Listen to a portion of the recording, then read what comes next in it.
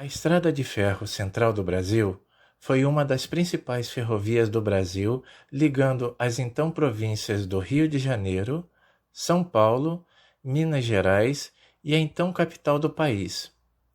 Anteriormente à proclamação da República, em 1889, a ferrovia denominava-se Estrada de Ferro Dom Pedro II.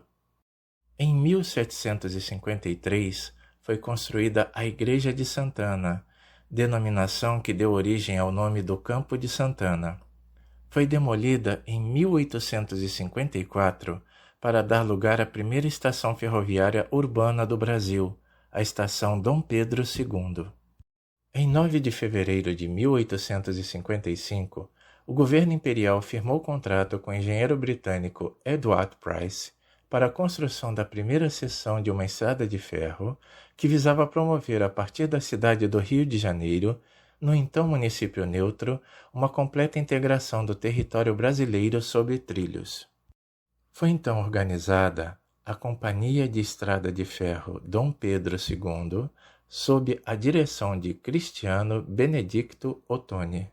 O projeto mestre tinha como objetivo a construção de uma espécie de espinha dorsal entre o Rio de Janeiro e a estação de Belém, em Japeri, na província do Rio de Janeiro, que teria conexões com todas as regiões do Brasil através de ramais a serem construídos pela própria companhia ou por meio de outras ferrovias.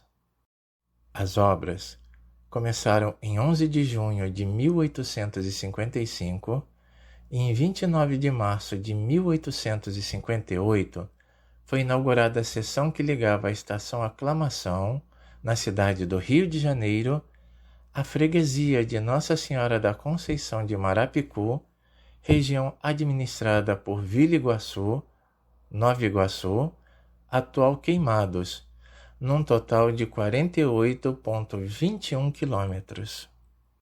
Em 1858, foi realizada a viagem inaugural que teve como passageiros Dom Pedro II e sua família. O destino foi Rio de Janeiro a Queimados, na Baixada Fluminense. A frota inicial da central era composta de 10 locomotivas, 40 vagões de passageiros e 100 vagões de carga. Nessa época, havia 5 estações: Campo, atual Central do Brasil, Engenho Novo, Cascadura, todas no município neutro, e todos as freguesias e distritos de Nova Iguaçu, e também Machambomba, atual centro de Nova Iguaçu, e Queimados, na província do Rio de Janeiro. Em 8 de novembro do mesmo ano, a estrada de ferro se estendeu até Belém, atual Japeri, no sopé da Serra do Mar. Em 1860, foi concluído o ramal de Macacos, atual ramal de Paracambi, a partir de Japeri, que era o ponto de partida para que a estrada de ferro Dom Pedro II atravessasse a Serra do Mar. Em 12 de julho de 1863, os trilhos chegaram a Rodeio, atual Engenheiro Paulo de Fronten, e no ano seguinte, a região fluminense do Vale do Paraíba. O primeiro trem de passageiros alcançou Barra do Piraí em 9 de agosto de 1864.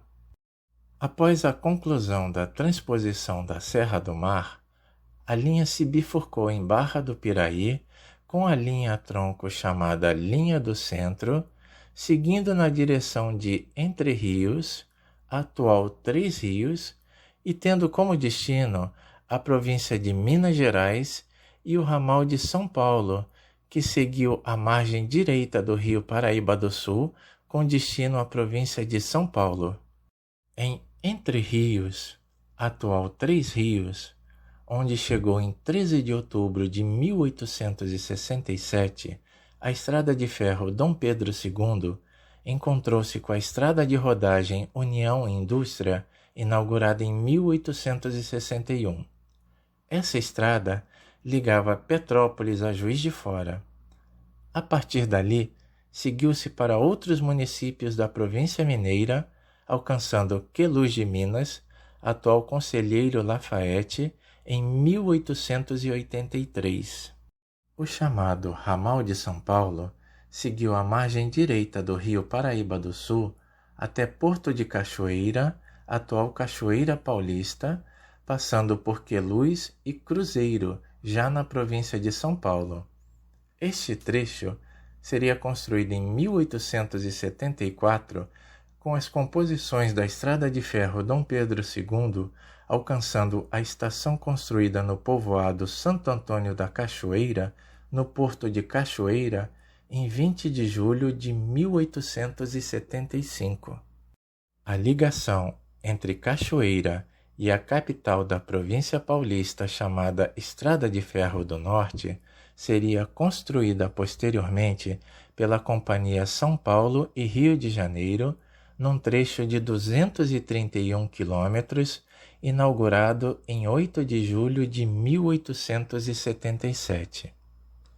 Em 1880, foi construído um pequeno ramal próximo à estação Dom Pedro II para atingir o Porto do Rio de Janeiro, com 2 túneis e uma estação chamada Estação Marítima. Quando da proclamação da República em 1889, a Estrada de Ferro Dom Pedro II teve seu nome alterado para Estrada de Ferro Central do Brasil, mudança oficializada em 22 de novembro desse ano. Ainda assim, os trabalhos de ampliação continuaram.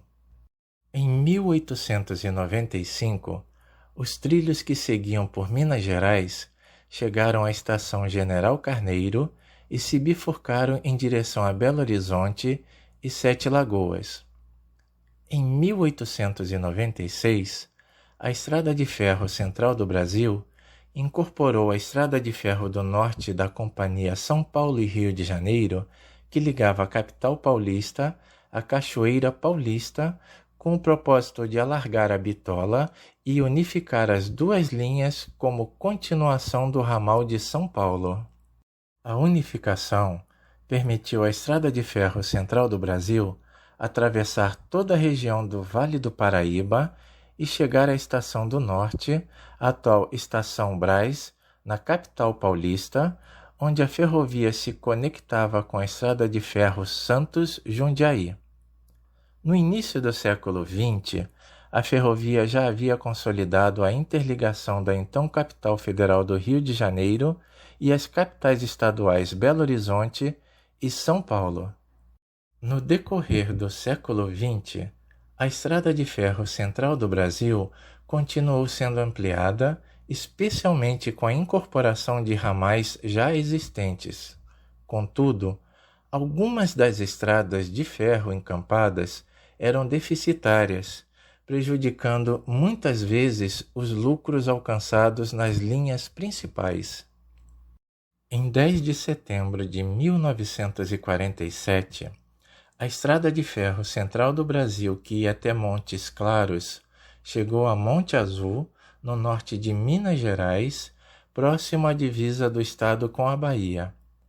Em 1950, a Aviação Férrea Federal do Leste Brasileiro, que se iniciava em Salvador e seguia para o sul do estado baiano, chegou até Monte Azul, ligando-se com a linha do Centro, Estrada de Ferro Central do Brasil.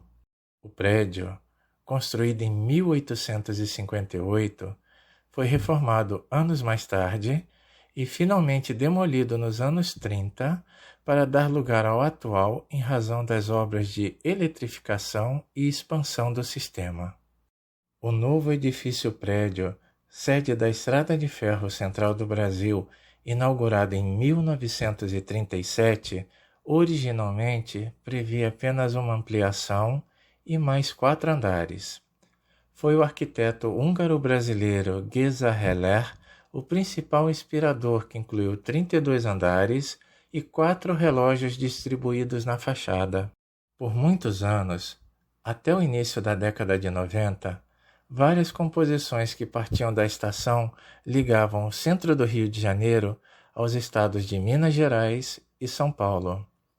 Houve épocas em que outras composições que faziam serviços intermunicipais de média distância partiam da estação rumo ao município fluminense de Mangaratiba, situado na região litorânea da Costa Verde brasileira.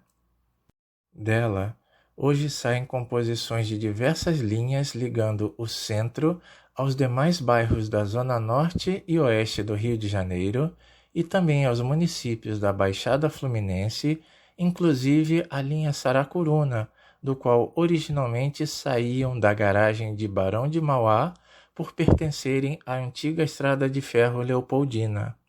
Há vários anos existia um ramal para a estação marítima, que foi desativado na década de 80. O trecho por onde as composições passavam no túnel da Marítima hoje é parte da linha 2 do VLT do Rio de Janeiro. A Estação Central do Brasil conta com o maior relógio de 4 faces do mundo, com 110 metros de altura, o equivalente a 5 andares do edifício Dom Pedro II. Erguido em 1943, cada face tem 10 metros quadrados entre o 21º e o 26º andar da torre e engrenagem própria. A manutenção e reforma exigem mão de obra especializada e conta até com alpinistas.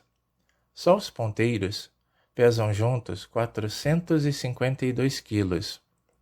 O do minuto tem 7,5 metros de comprimento e 270 quilos. O das horas, 5,35 metros e 182 quilos. O relógio é tombado pelo Patrimônio Histórico e Cultural do Rio desde 1996. O relógio da Central do Brasil, Patrimônio Carioca, foi inaugurado em 1943. Logo no começo de sua existência, a estrutura começou a sofrer alguns desgastes. Foi a primeira vez que ele ficou parado. Somente 30 anos depois que ele passou por uma manutenção. Foi em 1974 e, em seguida, voltou a ter problemas. Nos anos 90, a torre do relógio sofreu também com pichações e atos de vandalismo. Em 2017, o relógio parou de funcionar por 1 ano e 4 meses. Só voltou a funcionar em 2018, mas logo os atrasos voltaram a aparecer. Em dezembro de 2020, foi a última vez que o relógio havia marcado a hora correta.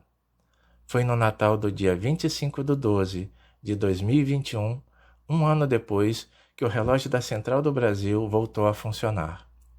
Em 1997, a estação foi cenário do filme Central do Brasil. A obra foi indicada ao Oscar de melhor filme estrangeiro em 1998.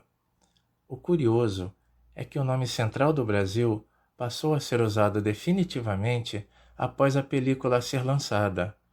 Anteriormente, era comum ver as pessoas ainda se referindo à estação como Dom Pedro II. Gostaram do vídeo? Então deixem seus comentários. Cliquem no sininho para receber as atualizações dos novos vídeos. E quem ainda não é inscrito, inscreva-se no canal. A participação de vocês é muito importante. Até um próximo vídeo.